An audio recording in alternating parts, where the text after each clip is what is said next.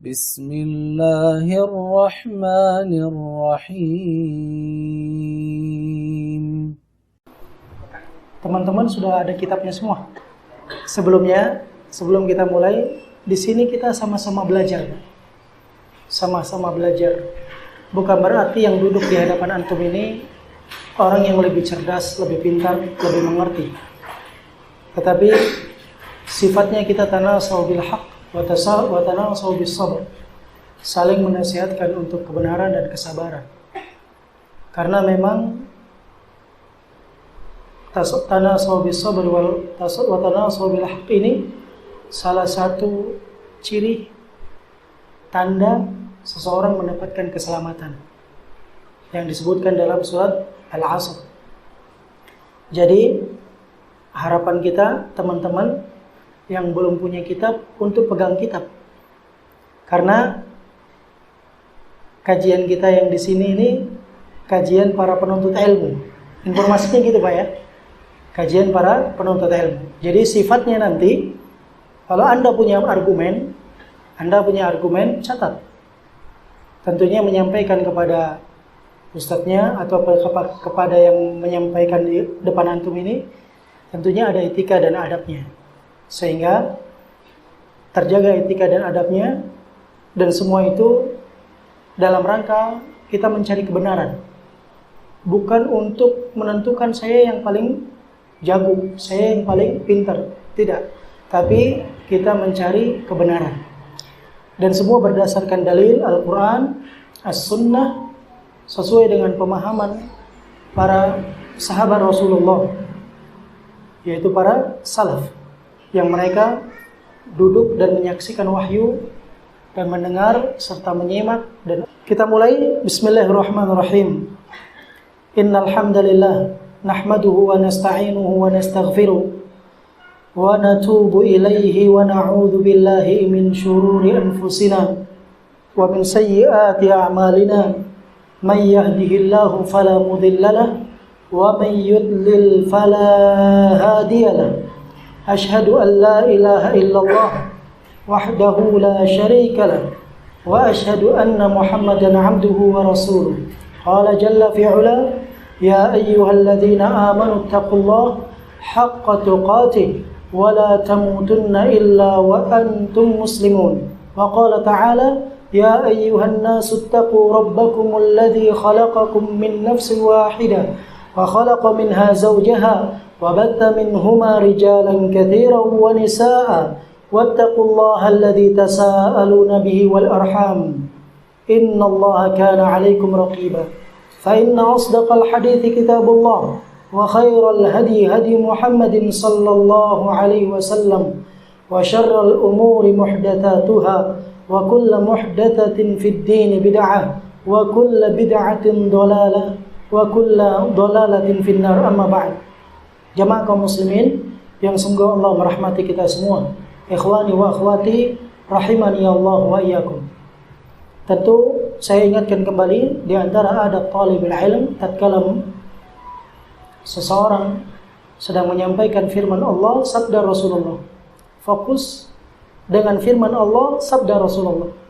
Bukan dengan HP-nya, bukan dengan temannya yang ada di sampingnya, bukan juga dengan kondisi-kondisi yang membuat dia lalai. Itu adab di antara adab-adab para penuntut ilmu. Dengannya seseorang akan mendapatkan ilmu. Ilmu semakin Anda meletakkan ketundukan kepadanya, maka ilmu itu akan semakin mudah masuk. Karena musuh ilmu sebagaimana musuhnya air. Air itu sulit naik di tempat yang tinggi. Begitu pula ilmu, sulit naik ke tempat yang tinggi. Nasihat itu akan mudah masuk dan memberikan kesejukan di tempat yang rendah. Demikianlah tatkala hati itu merendah, maka nasihat itu akan mudah masuk di hati seseorang. Demikian bagi penuntut ilmu, maka mereka memperhatikan di antara adab dan etika dalam menuntut ilmu. Saya tidak ingin, bukan saya mengatakan Anda itu menghormati saya, tidak. Tapi yang kita sampaikan firman Allah, sabda Rasulullah. Maka yang kita inginkan ta'zimul ilmi, pengagungan terhadap ilmu. Firman Allah, sabda Rasulullah sallallahu alaihi wasallam. Baik, di hadapan kita ada sebuah kitab yang sangat luar biasa. Beliau memberikan judul kitab ini dengan nama Ad-Da' wad-Dawa. Kitab ini satu kitab memiliki beberapa nama. Di antara nama kitab ini adalah Jawabul Kafi liman sa'ala an dawa'i syafi. Jawaban sempurna bagi orang yang bertanya tentang obat dan kesembuhannya. Kemudian para ulama ada pula yang mengatakan nama kitab ini adalah Ad-Da' wad-Dawa, penyakit dan obatnya. Kita bukan berbicara tentang kedokteran. Kita bukan bicara tentang ilmu medis. Sehingga bicara tentang Ad-Da' wad-Dawa itu terkait dengan obat-obat daripada penyakit fisik. Ya, tetapi ternyata agama kita itu mengajari semuanya dengan lengkap dan gamblang di dalam Islam. Penulis kitab ini, beliau adalah seorang ulama yang sangat besar, tersohor namanya. Tidak cukup waktu untuk kita menjelaskan siapa beliau, bagaimana kedudukan beliau. Cukuplah karya-karya beliau menunjukkan atas keagungan kitab beliau. Cukuplah karya-karya beliau menunjukkan atas keagungan kitab beliau. Di antara karya yang beliau tulis, Miftah Darus Sa'adah, kitab yang sangat agung, ya, kunci untuk mendapatkan kesuksesan baik di dunia maupun di akhirat. Judulnya saja menakjubkan, apalagi isinya. Zadul Ma'ad, ya, bekal untuk menuju negeri akhirat. 6 jilid. 6 jilid, subhanallah, kitab yang sangat besar, ya. Mungkin sebagian kita belum pernah lihat covernya, apalagi membacanya. Beliau menulisnya dalam keadaan safar. Dalam keadaan perjalanan safar, beliau menulis kitab Zadul Ma'ad. Tidak pakai referensi, subhanallah. Semua beliau tulis apa yang berada di dada beliau. Maka ulama-ulama zaman dahulu itu, mereka mengutamakan ilmu itu dengan 2 cara. Yang pertama, hifdzu as-sudur. Mereka menghafal dengan dada-dada mereka. Ilmu diletakkan di dada. Makanya ulama itu mengatakan ilmu yang dikatakan ilmu ma yahmilu sahibuhu ilal hammam. A'azzakumullah.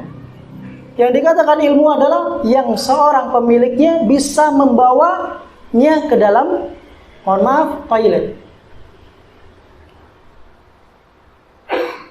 Anda tatkala membawa Al-Quran masuk ke dalam toilet, apakah boleh hukumnya? Tidak dibolehkan. Tetapi tatkala Al-Quran berada di dalam dada, Anda masuk ke dalam toilet, itu dibolehkan. Kenapa? Karena dia berada di dada Anda.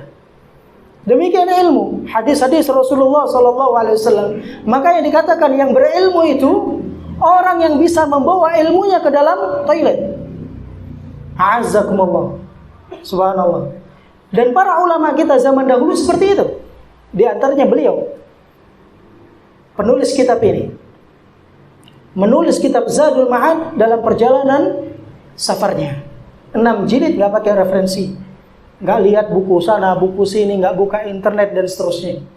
Subhanallah. Sekarang kita, Pak, nyusun skripsi, dikasih maktab, dikasih perpustakaan lengkap, masih bingung. Bimbingan masih salah, kurang lagi, balik lagi. Beliau, Pak, nulis, nggak pakai referensi, langsung. Subhanallah. Dan di antara karya yang muncul adalah kitab beliau ini, kitab Ad-Da' wad-Dawa. Beliau adalah ulama yang tersohor dari zaman ke zaman. Dari zaman beliau sampai sekarang. Sampai Syekh Muhammad bin Shalih Al-Utsaimin, beliau mengatakan, beliau termasuk ulama yang memperhatikan buku-buku penulis kitab ini. Buku-buku penulis kitab ini. Selevel siapa? Syekh Muhammad bin Shalih Al-Utsaimin rahimahullah ta'ala. Subhanallah. Beliau mengatakan, Pak, kalau saya membaca buku-buku selain buku 2 ulama besar, maka saya seperti hanya mengulang pelajaran.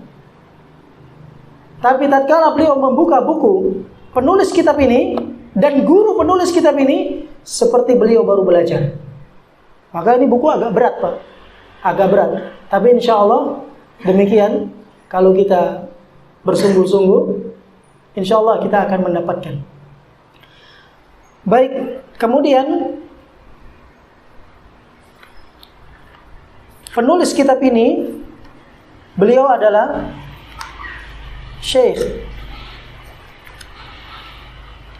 Muhammad Ibnu Syekh Taqiyuddin Abu Bakar, terkenal dengan Ibnu Qayyimil Jauziyah. Ibnu Qayyimil Jauziyah. Bisa dikatakan Ibnu Qayyimil Jauziyah, bisa juga disebutkan dengan Ibnu atau Ibnul Qayyim Al-Jauzi, atau dikatakan Ibnul Qayyim. Arti Qayyim adalah pengurus sekolahan. Nama sekolahnya Al-Jauziyah. Beliau anaknya seorang pengurus sekolah. Qayyim penisbatan kepada ayahanda. Nama beliau aslinya Muhammad Ibnu Syekh Taqiyuddin Abu Bakar. Itu nama beliau penulis kitab ini. Adapun sebab beliau menulis kitab ini, sebabnya Pak, Masya Allah, para ulama itu Pak menulis kitab itu terkadang ada beberapa sebab. Di antaranya menulis karena melihat terjadinya penyimpangan-penyimpangan. Kemudian untuk membantah penyimpangan-penyimpangan tersebut, maka mereka menulis kitab. Terkadang menulis kitab karena ingin menghadiahkan untuk orang yang disayangi. Seperti Ibnu Hajar, Ahmad bin Ali Ibnu Hajar Al-Asqalani rahimahullah ta'ala. Beliau menulis kitab yang terkenal di negeri kita, bahkan di penjuru dunia. Kitab Bulughul Maram.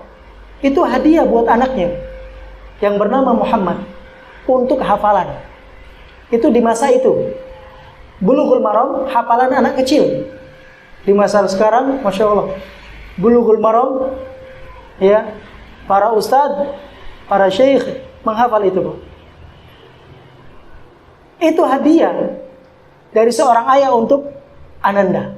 Subhanallah.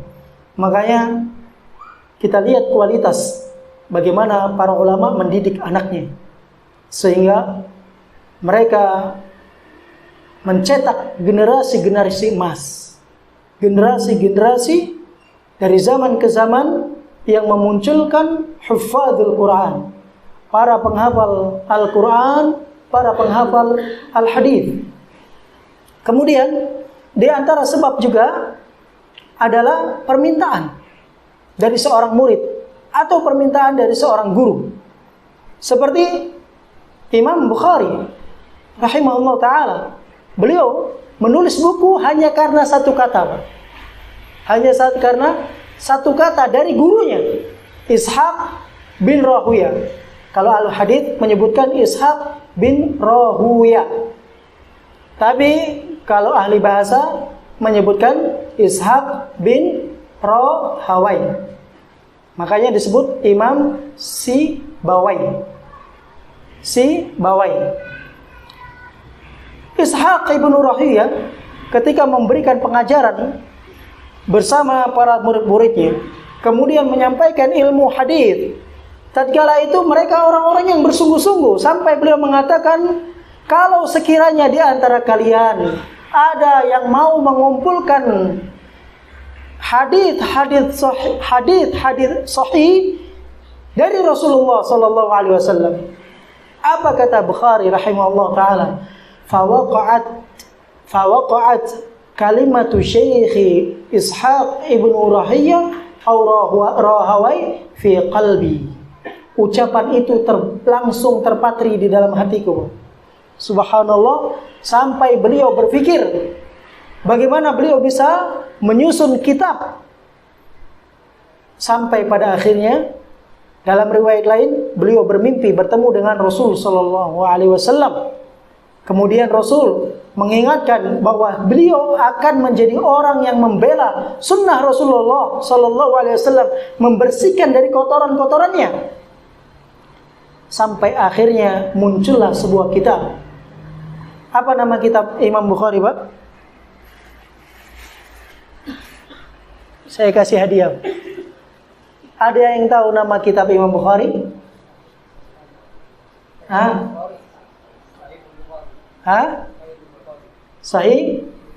Sahihul Bukhari. Itu bukan namanya kan? Yang selama ini kita kenal kan? Sahih Bukhari, betul kan? Itu bukan nama kitabnya. Ada yang tahu? Nama kitab gimana, Pak? Al-Jami'us Sahih. Tambahin lagi. Al-Jami'us Sahihul Musnad. Tambah lagi.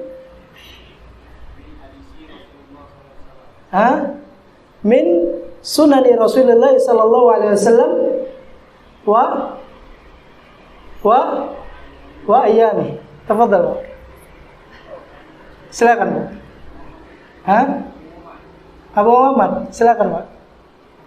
Subhanallah. Ternyata, Pak, yang selama ini kita dengar itu bukanlah nama aslinya.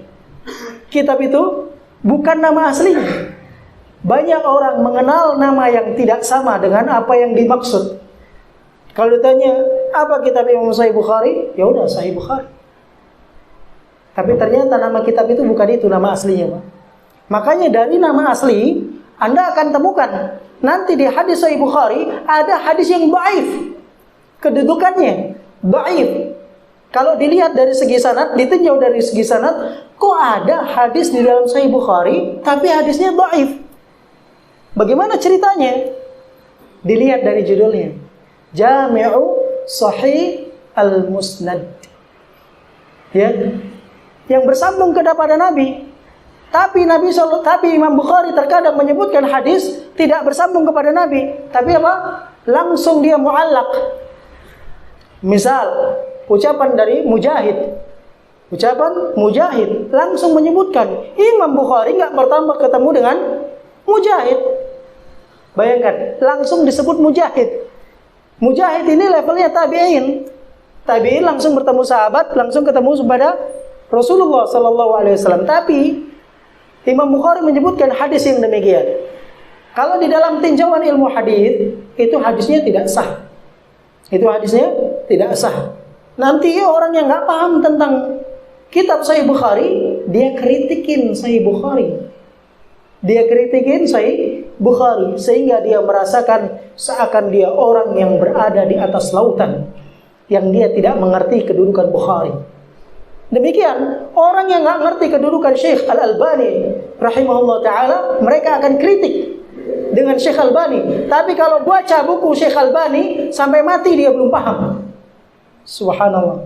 Kedudukan para ulama di dalam ilmu menjaga hadis Rasulullah sallallahu alaihi wasallam. Muncul kitab Sahih Bukhari, Pak, hanya dengan satu kata.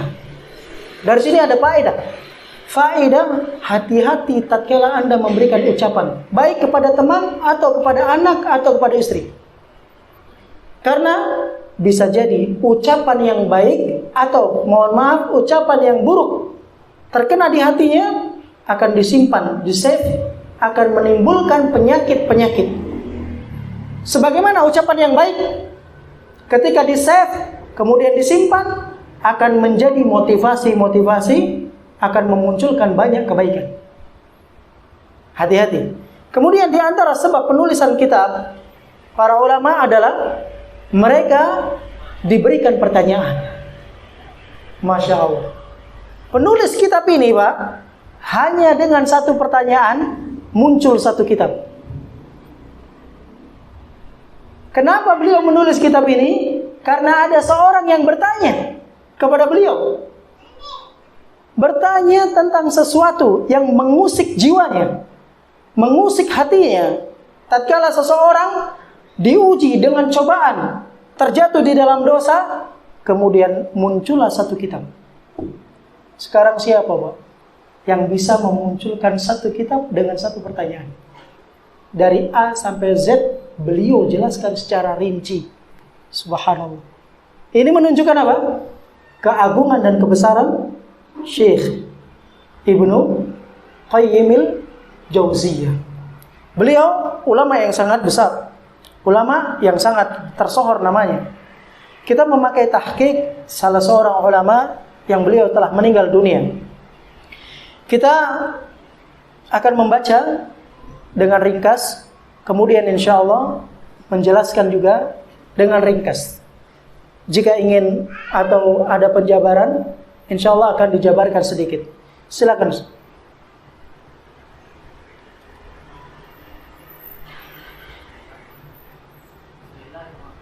Dari muqaddimatu tahqiq.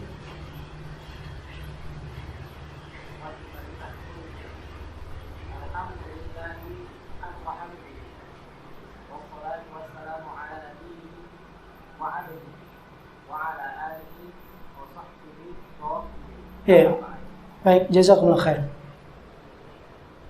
Seperti itulah para ulama. Tatkala mereka menulis kitab, mereka senantiasa memulai dengan pujian. Sebagian yang lain memulai dengan bacaan hamdalah. Sebagian yang lain memulai dengan bacaan basmalah. Demikian. Tetapi di sini muqaddimah. Belum kita masuk ke dalam pembahasan kitab. Nanti penulis memulai kitabnya dengan basmalah. Kemudian di sini pujian kepada Allah Subhanahu wa taala dengan sebenar-benar pujian. Selawat bertangkaikan salam semoga senantiasa tercurah kepada Nabi dan hambanya. Ini ada faedah. Seorang Nabi atau seorang Rasul. Kenapa para ulama menyebutkan Nabi dan hamba? Muhammadan abduhu wa rasul. Mengatakan abdu agar seorang tidak menuhankannya. Beliau, Nabi kita yang mulia sallallahu alaihi wasallam, sama seperti kita, sama-sama manusia, pernah merasakan sakit, pernah merasakan lapar, pernah merasakan sedih, pernah merasakan bahagia. Karena beliau adalah abdun, manusia yang tidak pantas disembah. Tapi ingat, di sisi lain beliau punya kedudukan di sisi Allah, yaitu Rasul atau Nabi yang tidak pantas untuk dilecehkan. Nabi untuk diikuti, diteladani, dan dicontoh. Nabi dimuliakan sesuai kedudukannya seorang Nabi. Abdun tidak diibadahi. Kemudian beliau mengatakan wa ala alih, dan seluruh keluarga Nabi SAW. Kalau para ulama menyebutkan wa ala alihi wa sahbihi, maka masuk kepadanya al hanya keluarga. Tapi kalau menyebutkan hanya al, nggak disebutkan sahbi, maka masuk seluruh keluarga dan para sahabat serta umat yang mengikut Nabi kita yang mulia Muhammad sallallahu alaihi wasallam. Wa ala alihi, dan seluruh keluarga Nabi kita yang mulia, wa sahbihi, dan para sahabat-sahabatnya, wa wafdihi, dan orang-orang yang menjadi utusannya.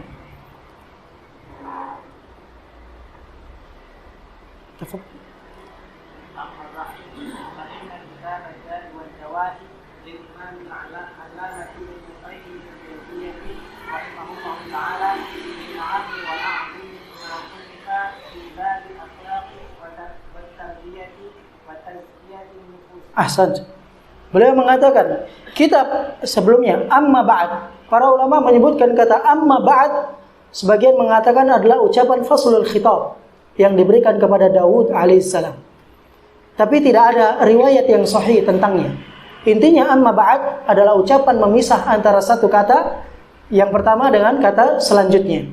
Kemudian seterusnya artinya seperti itu. Adapun seterusnya, kemudian beliau mengatakan sesungguhnya kitab Ad-Da' wad-Dawa karya Syekh Al-Allamah Ibnu Qayyim Al-Jauziyah, ini anaknya pengurus sekolahan yaitu nama sekolahnya Al-Jauziyah. Nama beliau Muhammad ibn Syekh ibn Taqiyuddin Abu Bakar rahimahullah ta'ala, min ahammi wa a'zami ma sunnifa fi babil akhlaq. Termasuk kitab yang paling penting dan paling agung yang pernah ditulis, yang pernah muncul dalam permasalahan pembahasan tentang akhlak, pendidikan, kemudian pensucian jiwa. Tafadhal.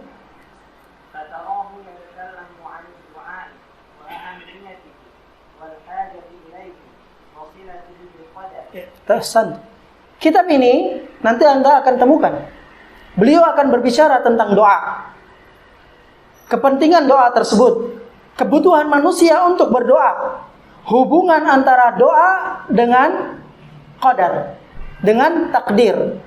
Tafadhal.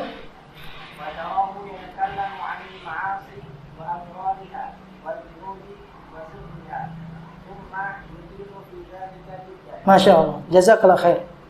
Beliau mengatakan, terkadang kau akan temukan dalam kitab ini, beliau berbicara tentang kemaksiatan dan bahaya-bahayanya, efek negatif daripada kemaksiatan tersebut. Kemudian juga berbicara tentang dosa dan efek buruknya. Kemudian berbicara, beliau akan berpanjang lebar tentang permasalahan yang demikian. Fadhal.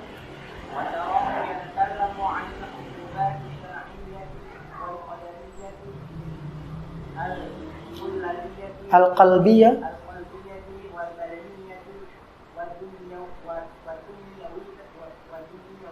wad-dunyawiyati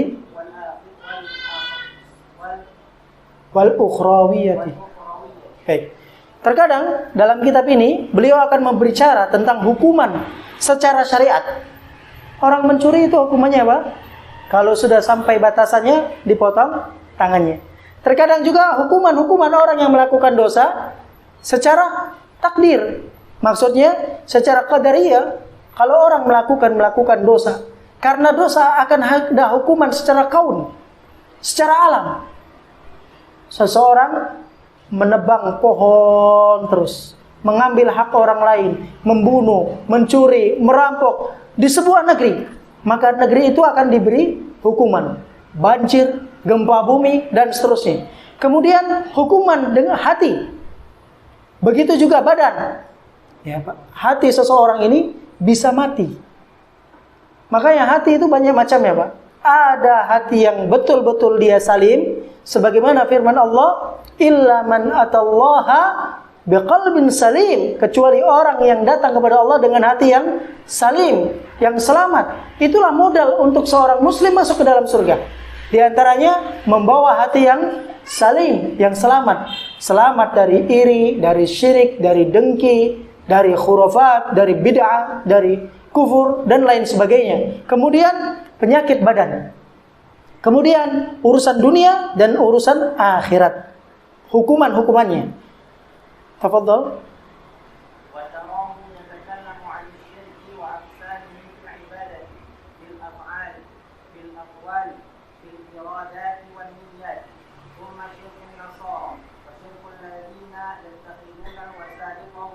Masya Allah. Jazahsan. Beliau mengatakan, terkadang kau akan temukan dalam kitab ini, beliau membahas tentang kesyirikan. Pembagian-pembagian kesyirikan di dalam masalah peribadatan, di dalam masalah perbuatan, di dalam masalah ucapan, di dalam masalah kehendak dan niat. Kemudian kesyirikan orang Nasrani dan kesyirikan yang terjadi yang menjadikan seseorang perantara antara dirinya dengan Allah Subhanahu wa taala dan menjadikan syafaat-syafaat. Tafadhal.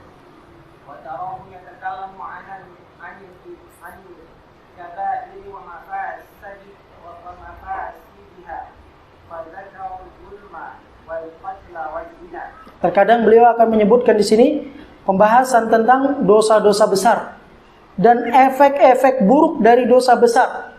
Beliau akan pertama kali menyebutkan kezaliman, pembunuhan, perzinahan. Tafadhal.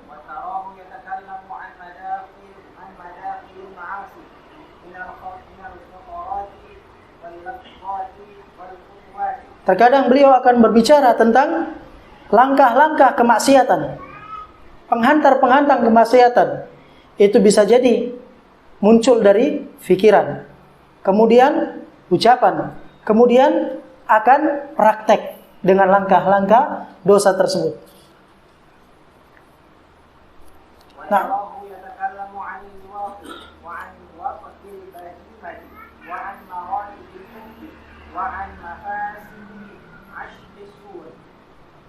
wa'an mafasida. Baik. Terkadang beliau akan berbicara tentang liwat. Liwat itu apa, Pak? LGBT. Masya Allah. Beliau akan bicara tentang LGBT. Yang Allah alam, apa sudah diresmikan di negeri kita, Pak? Na'udzubillah. Kita berlindung. Kalau ini terjadi, akan muncul bala. Yang ini subhanallah, ini penyakit, Pak. Itu penyakit. Maka kitab ini pembahasannya apa? Penyakit dan obatnya. Yang dibahas ini adalah penyakit-penyakit. Dan beliau akan kasih penawarnya. Beliau akan kasih penawarnya. Ternyata LGBT itu adalah penyakit. Subhanallah. Hewan saja nggak melakukan itu. Hewan. Di atas fitrah mereka. Bagaimana ada manusia yang melakukan demikian? Na'udzubillah, keluar dari fitrah, lebih hina daripada hewan ternak. Na'udzubillah. Kemudian beliau akan berbicara tentang orang-orang yang menggauli binatang. Na'udzubillah. Kemudian beliau menjelaskan tentang tingkatan-tingkatan cinta, tentang kerusakan-kerusakan, bahaya orang yang terlalu berlebihan mencintai idola. Tafadhal.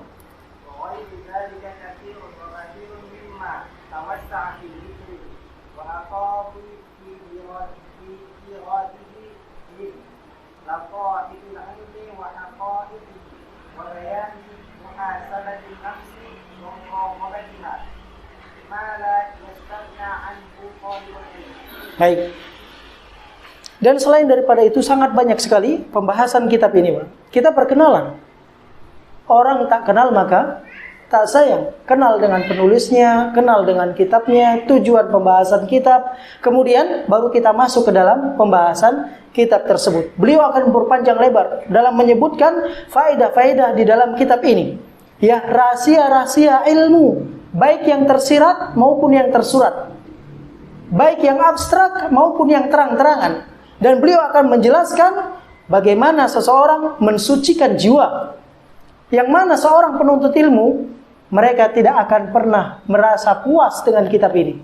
Penuntut ilmu tidak akan pernah puas menghadapi kitab ini.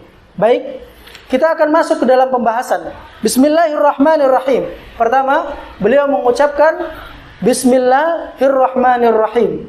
Ini kebiasaan para ulama. Ketika mereka menulis sebuah kitab, mereka membuka kitabnya dengan basmalah. Dengan basmalah. Disebut mereka mengikuti kitab suci Al-Quran. Maka pertama kita temukan di dalam Al-Quran, sebelum yang lainnya adalah basmalah. Kemudian mengikuti para nabi dan para rasul. Sebagaimana Nabi kita SAW mengutus kitab-kitab atau surat-surat yang diutus ke berbagai negeri.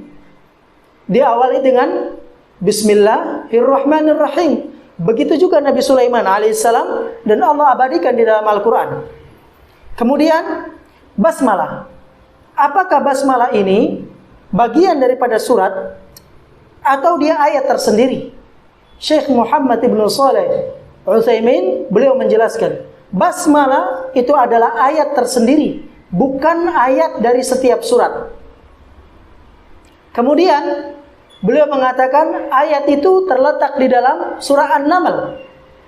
Adapun ayat atau yang disebutkan di dalam surat-surat yang lain itu adalah pemisah antara satu surat dengan surat yang lain.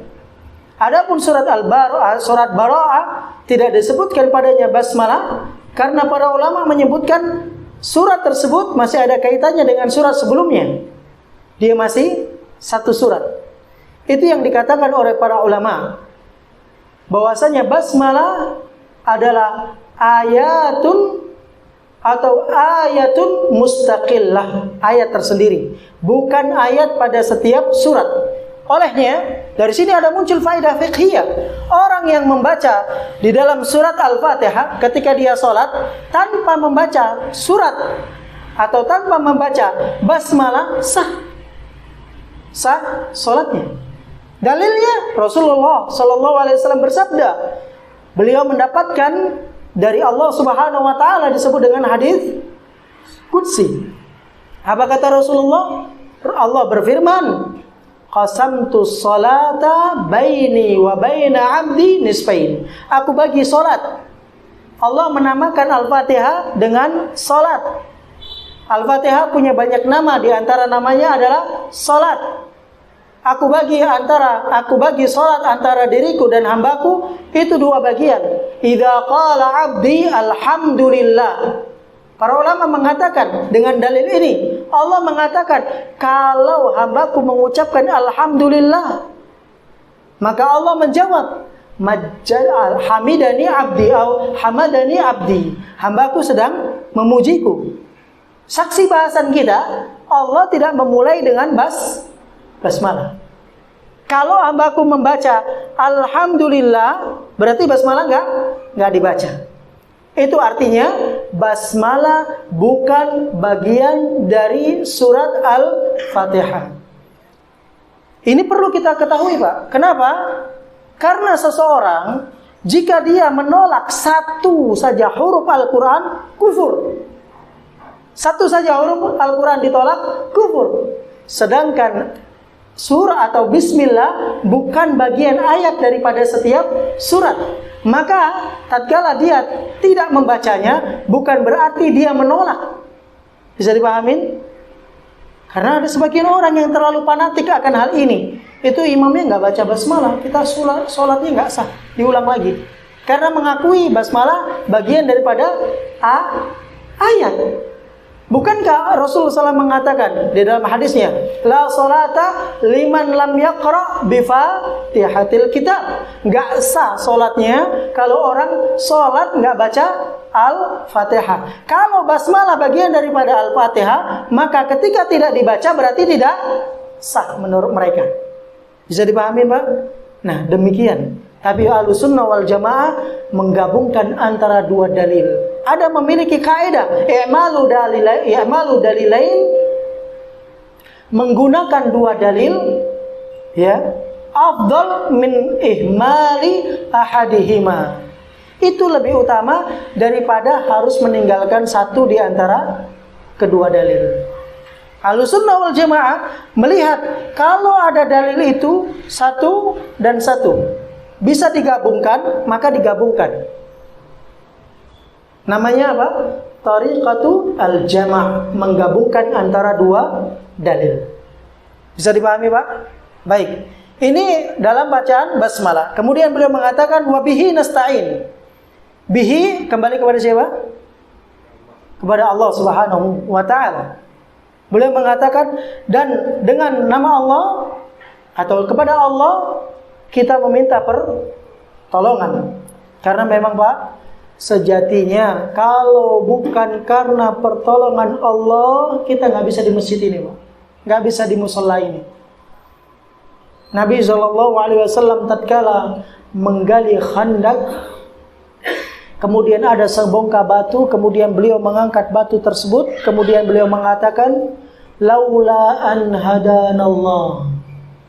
Kalau Allah nggak kasih kita petunjuk, ma tasaddaqna wala sallaina. Kita nggak bisa bersedekah. Kita nggak akan bisa sholat. Makanya kalau kita sholat senantiasa meminta ihdina siratal mustaqim. Mohon maaf, iyyaka na'bud wa iyyaka nasta'in. Meminta pertolongan kepada Allah Subhanahu wa taala. Sudah ada? Mau adzan apa mau masuk pembahasan? Adzan, tafadhal. Bismillahirrahmanirrahim. Alhamdulillah wassalatu wassalamu ala Rasulillah amma ba'd. Melanjutkan pertemuan kita yang ba'da maghrib. Sebelumnya saya ingatkan kembali untuk teman-teman agar tetap memperbaiki niat. Ikhlas karena Allah Subhanahu wa taala. Belajar kita mengkaji ilmu, mempelajari ilmu, sunnah Rasulullah, sabda Nabi, firman Allah, kalau tidak diiringi dengan ikhlas, maka semua adalah kesia-siaan. Maka saya senantiasa menasihatkan untuk diri saya sebelum ana sampaikan kepada siapapun itu.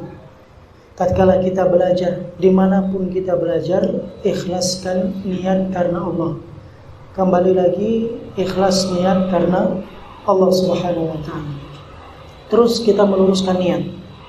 Karena syaitan, dia senantiasa menggoda dan ingin menyelewengkan niat-niat manusia.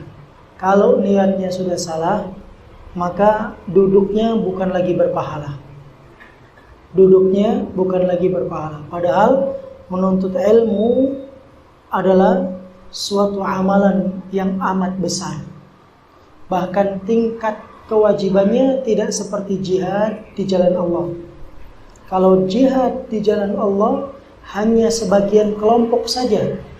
Tapi menuntut ilmu semua wajib, laki-laki dan wanita. Jihad wajib nggak buat wanita, Pak? Jihad buat para wanita wajib nggak? Lihat, menuntut ilmu wajib bagi para laki dan para wanita. Makanya kedudukan yang sangat agung ini harus kita betul-betul jaga dan kita perhatikan sehingga Allah Subhanahu wa taala memberikan keikhlasan niat kepada kita. Selanjutnya, Pak, sebelum kita masuk ke pembahasan, saya ingin bertanya, siapa teman-teman yang bisa jawab?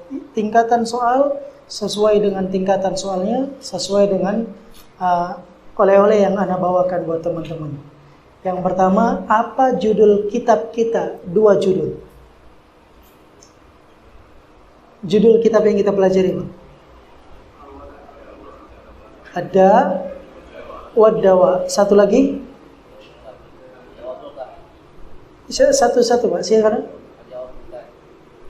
Belum lengkap. Ada yang lengkap, Pak? Liman Sa'ala An Boleh lihat, nggak apa-apa. Hasil catatan ya lihatnya ya. An Dawai. Kayaknya karena ijtihad antum, usaha antum mana kasih hadiah ini buat antum? Tafadhal. Baik. Soal yang kedua. Siapa penulis kitab ini, Pak? Boleh julukannya, boleh nama aslinya. Siapa, Pak? Silakan, Pak. Boleh diambil hadiahnya, Pak. Kemudian, Pak, kenapa beliau menulis kitab ini? Silakan, tafadhal. Karena ada penyimpangan di masa itu. Masya Allah. Karena sebuah pertanyaan, ya, butuh fokus, Pak ya. Silakan, Pak, boleh diambil, Pak. Selanjutnya, Pak.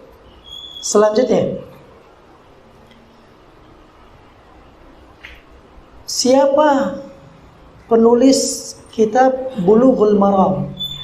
Tadi saya ada menyebutkan, Pak ya, nama aslinya. Penulis kitab Bulughul Maram. Bang Randy siapa, Bang? Sudah dibantu pakai internet insyaallah. Siapa, Bang? Itu bukan namanya. Siapa? Ustaz? Siapa, Ustaz? Ada yang tahu? Hadiahnya lumayan, Pak. Saya kasih hadiahnya yang ini, Pak. Hah?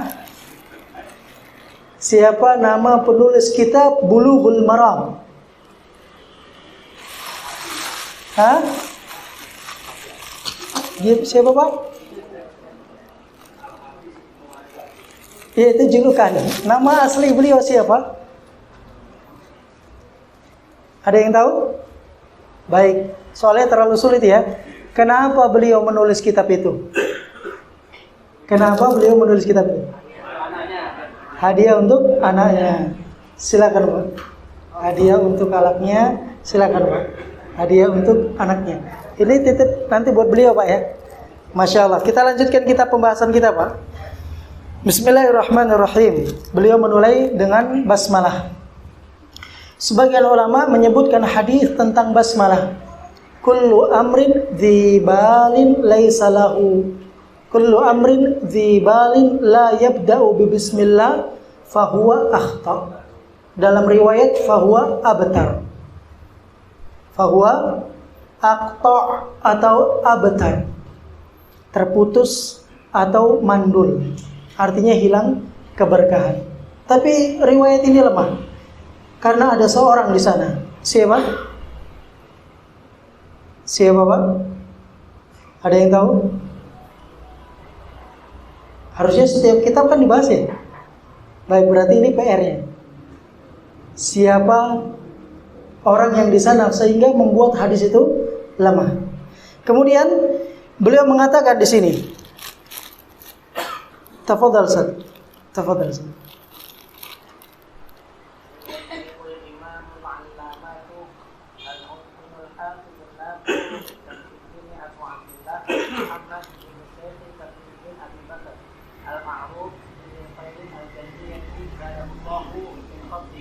Masya Allah.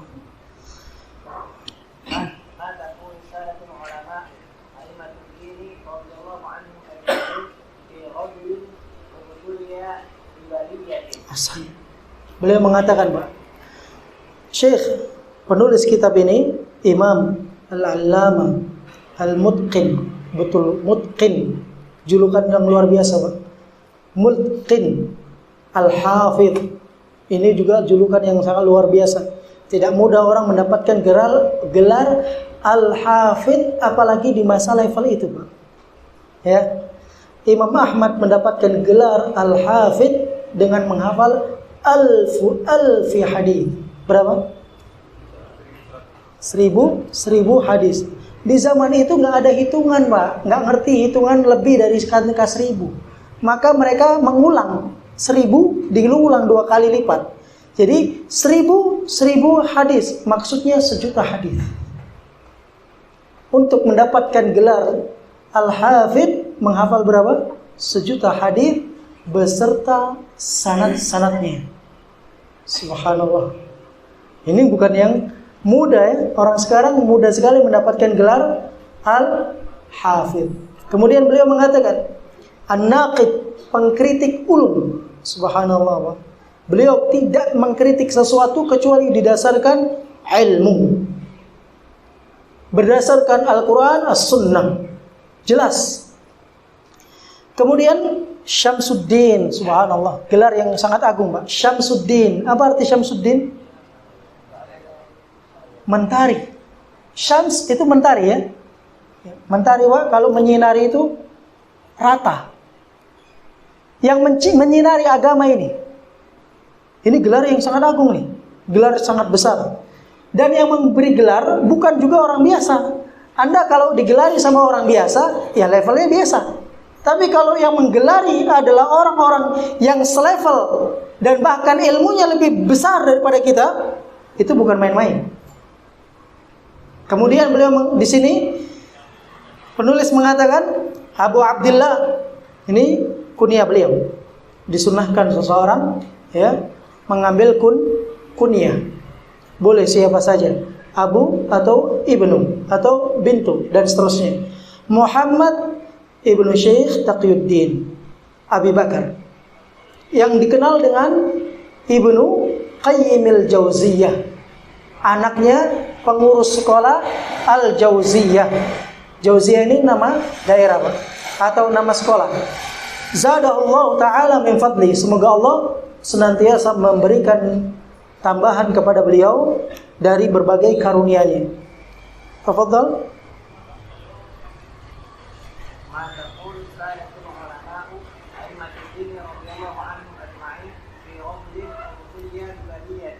Ahsan. وعلم أنها إن استمرت به أفسدت عليه دنياه وآخرته. Ahsan, cukup. وقد اجتهد في دفعها عن نفسه بكل طريق وما يزداد إلا توقدا وشدة.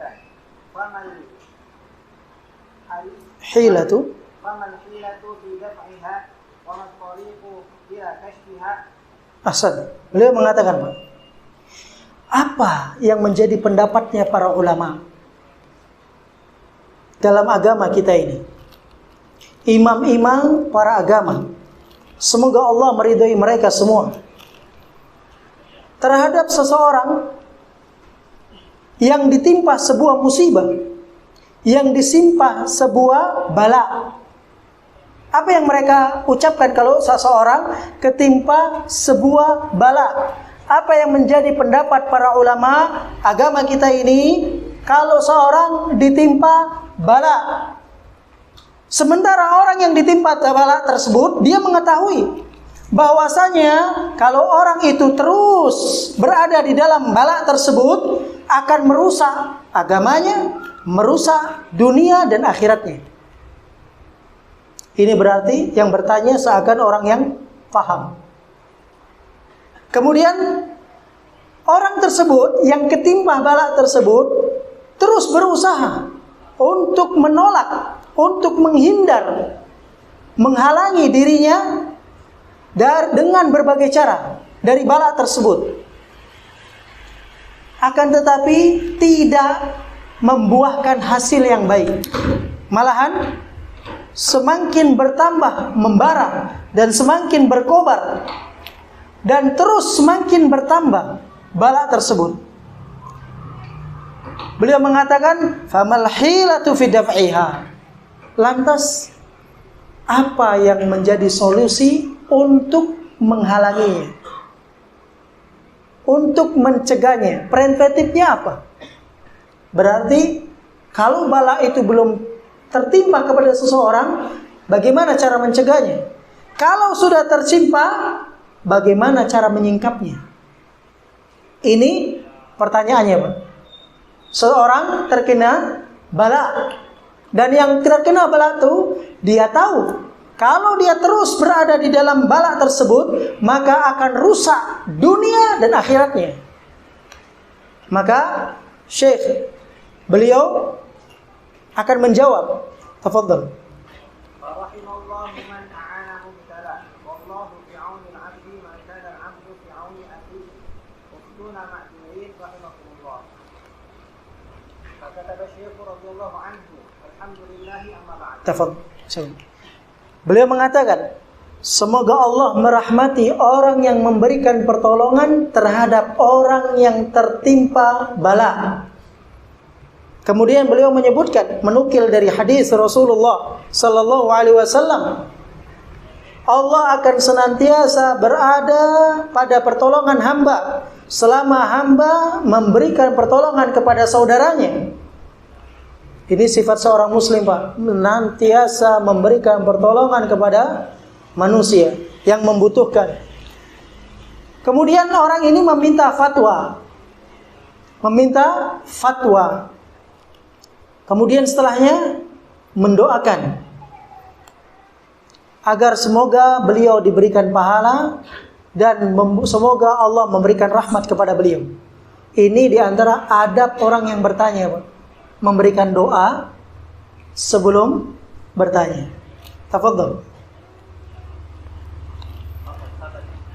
فقد ثبت في صحيح البخاري من حديث ابي هريره رضي الله عنه عن النبي صلى الله عليه وسلم انه قال ما انزل الله داء الا انزل له شفاء.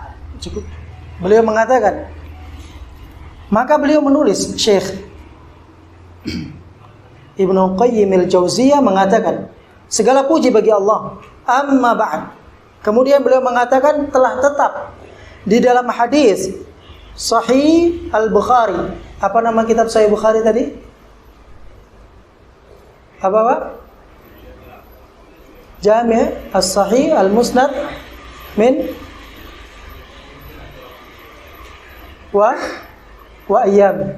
Ya, itu nama aslinya. Ada dua nama aslinya, Pak. Nama kitab Sahih Bukhari ada dua aslinya. Jami' as-Sahih al-Musnad min sunani min hadithi Rasulullah sallallahu alaihi wasallam wa sunani wa ayyami. Yang kedua, Jami' al-Musnad as-Sahih al-Mukhtasar min umur Rasulullah sallallahu alaihi wasallam wa sunanihi wa ayyami. Baik, beliau menyebutkan di dalam hadis Sahih Bukhari, siapa Imam Bukhari? Saya hadiahkan ini, Pak. Tafadhal. Siapa nama Imam Bukhari? Tafadhal, Pak. Enggak dengar, Pak. Terus? Gimana, Pak?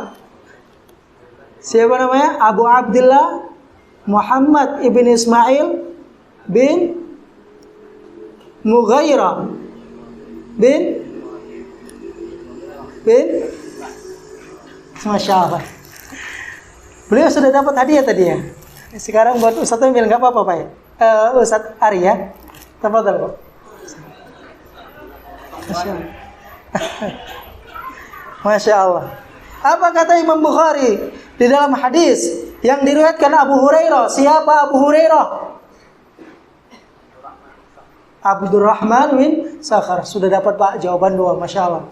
Kemudian beliau mengatakan, Anin Nabi sallallahu alaihi wasallam annahu qala, dari Nabi yang mulia sallallahu alaihi wasallam bahwasanya Rasulullah bersabda, ma anzalallahu da'an illa anzalalahu syifa. Allah tidak turunkan penyakit kecuali dikasih obatnya. Kecuali diturunkan penawarnya, kecuali diturunkan obatnya. Nyambung nggak Pak jawabannya? Pertanyaannya, orang kena musibah, orang kena bala. Jawabannya, Allah tidak turunkan penyakit kecuali turunkan obatnya. Ternyata bala yang menimpa seseorang yang bisa merusak dunia dan akhiratnya adalah menimpa kepada seseorang terkait dengan agamanya. Terkadang orang mengira tatkala ketimpa sebuah bala, kebanjiran, gempa bumi dan lain-lain sebagainya, mengukur bala hanya demikian. Tidak. Di antara bala yang paling besar tatkala seseorang terfitnah dalam agamanya. Musibah terbesar, musibah pada agama seseorang. Karenanya akan rusak dunia dan akhiratnya. Makanya beliau langsung menjawab dengan sabda Rasulullah, ma anzalallahu da'an illa wa anzalalahu syifa. Allah tidak turunkan penyakit kecuali diturunkan padanya obatnya. Musibah pada agama itu penyakit, Pak. Makanya nanti beliau akan menjelaskan, mengutip dari hadis Rasulullah bahwa al-jahl, orang yang nggak tahu tentang agama, itu bahasa ringannya. Kalau mau lebih tegas, bodoh, nggak ngerti apa-apa tentang agama, itu adalah penyakit yang harus diobati. Karena Allah tidak turunkan bala penyakit kecuali diturunkan padanya obatnya. Baik, tafadhal. Siapa Muslim? Abu Husain Muslim Ibnu Hajjaj bin Muslim Al-Qushairi An-Nasaiburi, Masya Allah. Tafadhal. Nah, Sahih Muslim. Sahih Muslim. Apa nama asli kitab beliau? Sahih Muslim. Apa nama asli kitab beliau, Pak? Ada 5 nama atau 6 nama kitab beliau. Yang pertama, Musnad. Yang kedua, Musnadu As-Sahih. Yang ketiga, As-Sahih. Yang keempat, Al-Jami'. Yang kelima, Al-Musnadu Sahih Al-Mukhtasar binaqlil adl an adl ila Rasulillah sallallahu alaihi wasallam. Ini nama-nama yang dijuluki kepada kitab beliau. kitab Sahih Muslim. Sahih Muslim. Baik. Tafadhal. Man Jabir bin Abdullah. Siapa Jabir bin Abdullah, Pak? Penuntut ilmu catat. Modal penuntut ilmu bawa pena, bawa buku. Yang nggak bawa pena, nggak bawa buku, nggak ada ciri khas penuntut ilmu. Penuntut ilmu dimanapun dia berada, modalnya kitab sama kalam. Itu penuntut ilmu, Pak. Sampai ada seorang ulama di detik-detik wafatnya. Di detik-detik wafatnya. Kemudian ada seseorang yang membawa hadis yang dia belum pernah dengar. Ini ulama, Pak. Kemudian apa yang terjadi? Dia panggil anaknya. Kemudian diperintahkan untuk mengambil tinta beserta buku yang bisa ditulis dengannya. Kemudian disampaikan hadis, dia menulis hadis, Pak. Habis nulis hadis mati. Gak pengen seperti itu? Habis Anda tulis hadis, malaikat maut cabut nyawa Anda. Subhanallah. Ciri khas penuntut ilmu tidak jauh dengan pena, tidak jauh dengan kitab. Kecuali kalau Anda seperti Az-Zuhri. Az-Zuhri suatu ketika bertemu dengan seorang sahabat beliau. Tatkala di majelis ilmu, Imam Az-Zuhri itu gak pernah bawa kitab, gak pernah bawa pena. Sampai dikatakan, ma ra'aituka tad'u al-sawad 'ala al-bayad. Aku gak pernah ngelihat kamu, wahai Zuhri, meletakkan warna hitam di atas warna putih. Maksudnya gak pernah nulis. Subhanallah. Demikian, Pak. Ketika Zuhri dikatakan demikian, apa kata Zuhri? Orang itu terus kemudian mengatakan, akan tetapi yang ajib darimu, wahai Zuhri, yang kamu dapatkan lebih banyak dari kita. Sampai Imam Zuhri mengatakan, lau aradta an unshidaka syi'ran syahra biduni nadhru ilal kitab la anshadka. Subhanallah. Kalau kamu mau, aku lantunkan kepadamu bait-bait syair selama 1 bulan full, nggak pakai berhenti, nggak lihat kitab, aku akan lantunkan syair-syair itu. Subhanallah. Itu kekuatan Zuhri yang memang sudah sampai levelnya. Kalau kita kan nggak sampai gitu, Pak. Ada yang berani melantunkan syair dalam 1 jam nggak pakai kitab? Nggak ada. Dia tantang 1 bulan, Pak. Masya Allah. Makanya modal penuntut ilmu apa? Kitab sama pena. Imam Ahmad rahimahullah ta'ala, tatkala beliau Imam Ahmad, berapa hadis tadi, Pak? Alfi hadis. 1 juta hadis, Pak. Beliau suatu ketika beliau keluar dari pintu rumahnya. Imam Ahmad ini imam mazhab. Beliau membawa seperti tempat tinta itu, Pak. Ya, di tangannya beliau juga membawa untuk mencatatnya. Kemudian ditanya oleh seseorang, ya Imam, mata roha. Wahai Imam, kapan kita istirahat dalam belajar? Kamu kan sudah levelnya imam. Berapa hadis? 1 juta hadis. Subhanallah, mungkin sampai sekarang tidak ada wanita yang bisa melahirkan seperti Imam Ahmad bin Hanbal. Ahmad ibni Muhammad ibni Hanbal. Tidak ada orang yang bisa melahirkan beliau saat ini, Pak. Masya Allah. Beliau mengatakan ketika ditanya, kapan kita mau istirahat belajar, wahai Imam? Beliau katakan, minal mahbarah ilal maqbarah. Dari tinta ini sampai masuk kuburan. Kalau udah masuk kuburan baru istirahat belajar. Itu mereka semangat dalam menuntut ilmu. Baik. Qala Jabir bin Abdullah. Siapa Jabir bin Abdullah?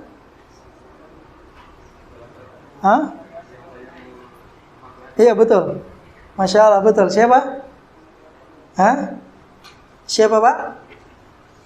Jabir bin Abdullah bin Amr Al-Ansari, sahabiyul jalil, Abu Abdullah Sahabiyul Jalil. Beliau dilahirkan wafat pada tahun 68. Sebagian ulama mengatakan wafat pada tahun 72. Ada yang mengatakan 74. Qala Rasulullah sallallahu alaihi wasallam. Siapa Rasulullah sallallahu alaihi wasallam? Siapa Muhammad, Pak? Iya, siapa beliau? Muhammad ibnu Abdullah. Terus ibnu bin Abdul Muttalib bin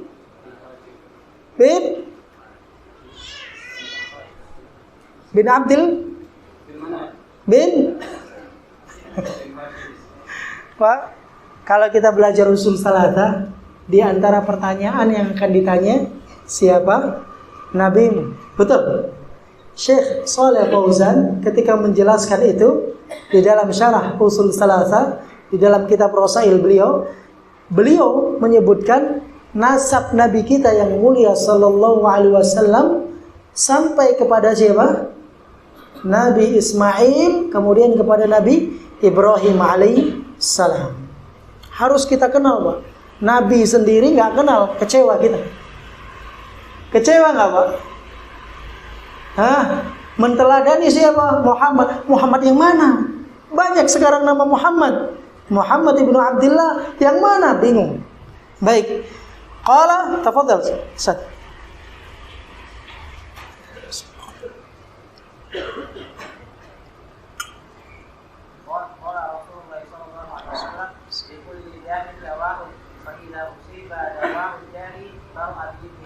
Ya, ahsan. Bapak, kita belajar sama-sama. Bersabar. Kemudian yang dapat faedah yang baru, catat. Di awalnya sulit.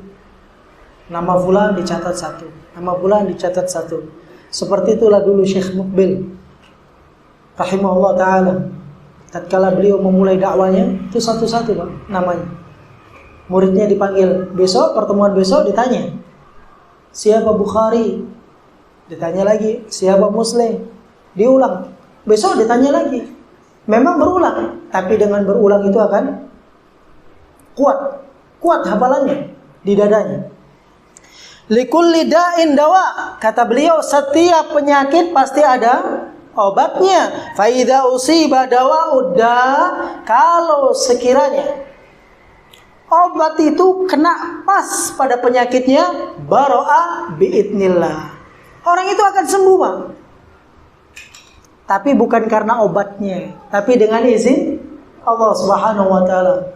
Makanya di sini hadis ini mengikatkan untuk para tim medis. Hendaknya, mohon maaf Pak ya, hendaknya ketika memberikan obat kepada pasien, kesempatan menancapkan tauhid kepada pasien. Pak, saya itu cuman sebab ngoperasi Bapak, kasih obat Bapak, yang nyembuhkan Bapak bukan saya. Ini obat perantara, kalau pas sama penyakit Bapak akan sembuh. Bukan karena obatnya, tapi karena izin Allah Subhanahu wa taala. Sabda Nabi sallallahu alaihi wasallam, likulli da'in dawa, setiap penyakit pasti ada obatnya. Fa idza usiba dawa'ud da, kalau penyakit itu, kalau obat itu kena pada penyakit itu, baro'a bi'idnillah, maka penyakit itu akan sembuh dengan izin Allah. Beliau masih menjelaskan tentang bala yang menimpa kepada orang yang bertanya, itu adalah penyakit. Padahal balanya kena agama. Ternyata itu dianggap sebagai penyakit. Kemudian, tafadhol.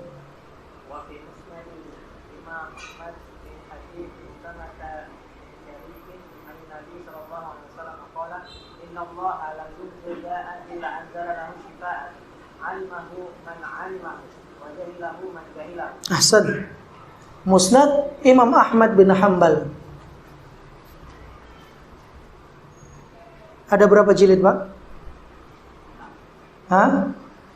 Ada berapa jilid? Musnad Imam Ahmad bin Hanbal. Banyak ya cetakan-cetakan berbeda. Ada cetakan yang dia jumlahnya 20 jilid. Ini cetakan paling sedikit, Pak. Yang paling banyak cetakan Muassasah Risalah, dan itu cetakan yang bagus, Masya Allah. Berapa, Pak? 52 jilid. Subhanallah ya. Imam Ahmad hafal berapa hadis? 1.000.000 hadis.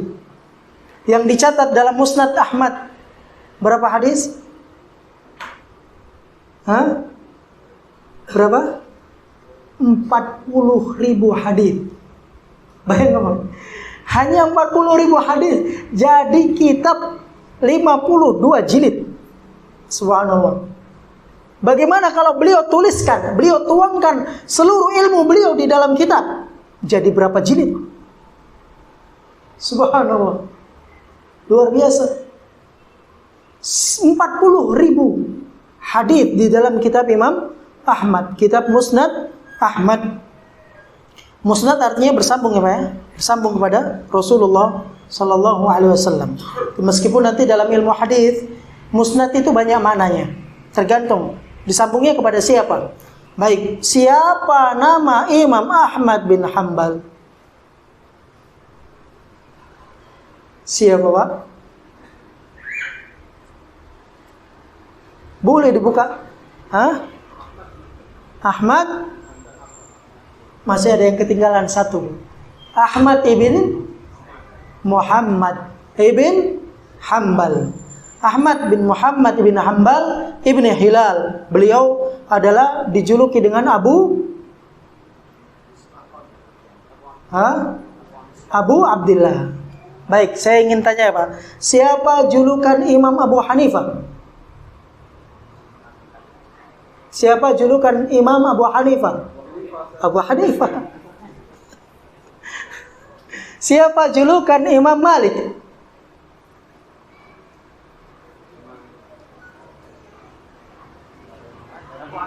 Abu Abdillah. Siapa julukan Imam Syafi'i? Kalau ngaku madhab Syafi'i ini, Abu Abdillah. Siapa julukan Imam Ahmad? Abu Abdillah. Kecuali Imam Abu Hanifah. Baik. Beliau mengatakan min hadithi Usama bin Syarik. Siapa Usama bin Syarik? Siapa Usama bin Syarik? Siapa Pak? Siapa?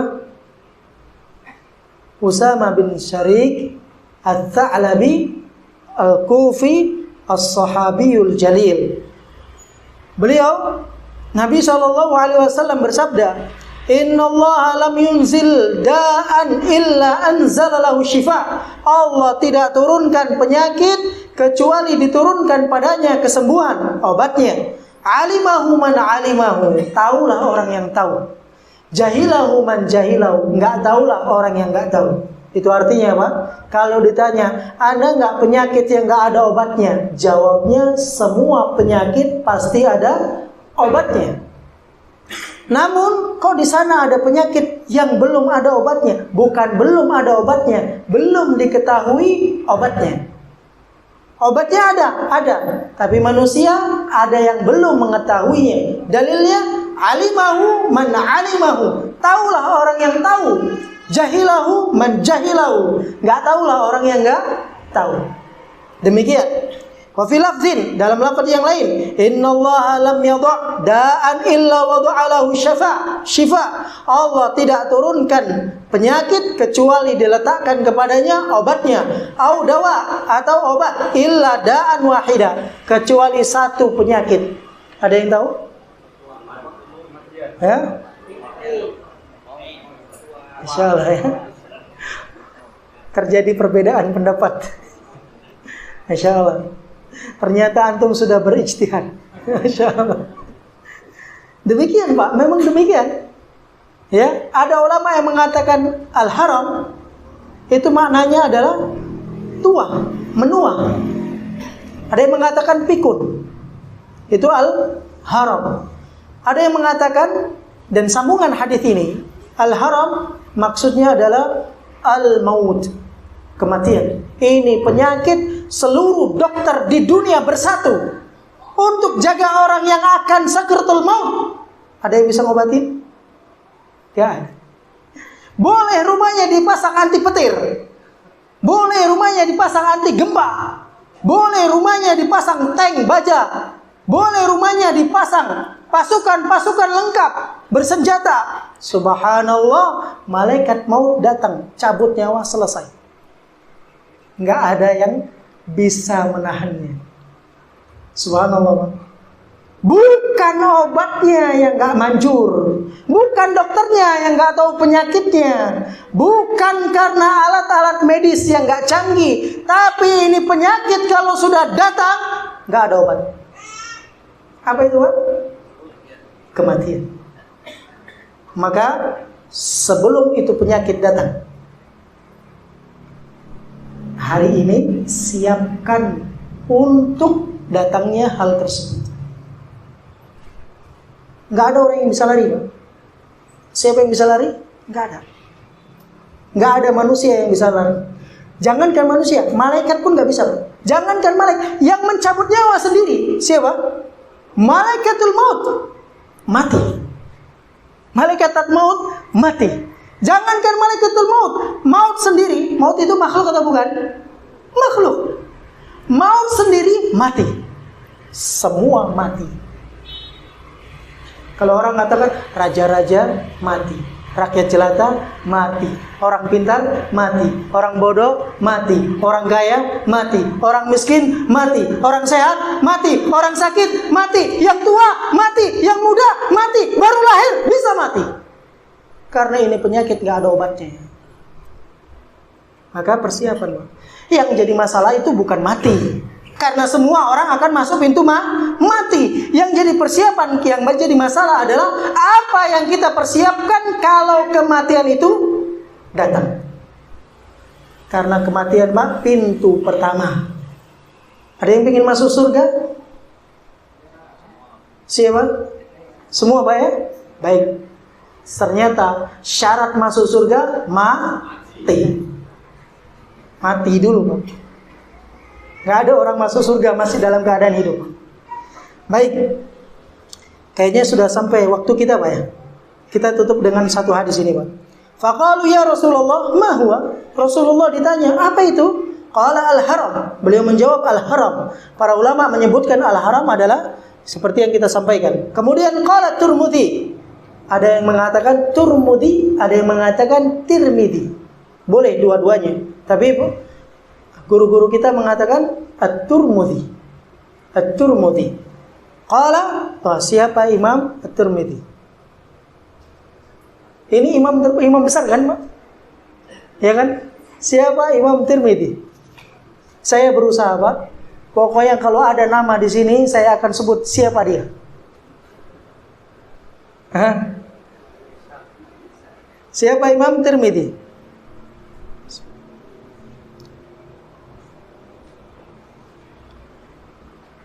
Ulama dari negeri mana beliau, Pak? Abu Ishaq. Abu Isa. Masya Allah.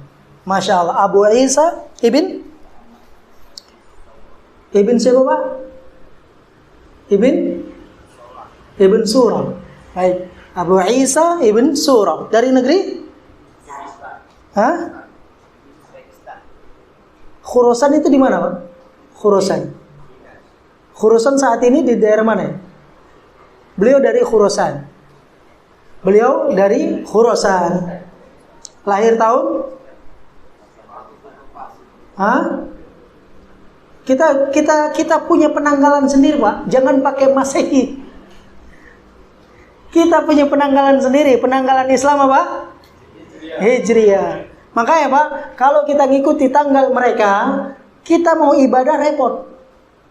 Saya mau tanya sama Bapak, kapan Bapak nanti tahun ini mulai puasa tahun ini tanggal berapa, Pak? 1 Ramadan. Iya kan? Iya, makanya itu. Haji tahun ini tanggal berapa, Pak? Sudah. Kalau kita ngikut tanggal kita, Pak, kita nggak akan nyeleweng ke sana, nyeleweng ke sini. Tapi kalau ikut tanggal mereka, demikian, Pak, kita akan semakin jauh dengan agama kita. Baik, beliau adalah Muhammad bin Isa bin Surah Al-Khurasani. Beliau lahir tahun 210 Hijriah, wafat tahun 279 Hijriah. Berarti berapa usianya? 69.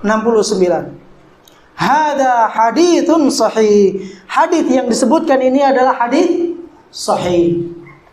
Imam Tirmidzi punya ungkapan khusus dalam ilmu hadith, Pak.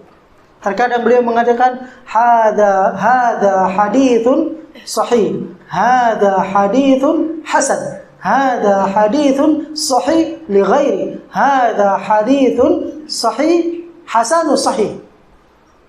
Itu ungkapan ada maksudnya.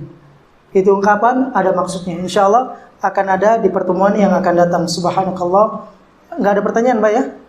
Enggak ada ya? Kita tutup. Mohon maaf nih, Pak. Waktunya lewat ya? Lewat, Pak? Hah? Insyaallah. Mohon maaf atas terlewatnya waktu pada teman-teman sekalian. Banyak kekeliruan, saya mohon maaf kepada Allah Subhanahu wa taala, saya mohon ampun. Kita akhiri billahi taufiq wal hidayah. Sallallahu alaihi Muhammad wa ala alihi wasallam. Subhanakallahumma wa bihamdika asyhadu an la ilaha illa anta astaghfiruka wa atubu ilaik. Assalamualaikum warahmatullahi wabarakatuh.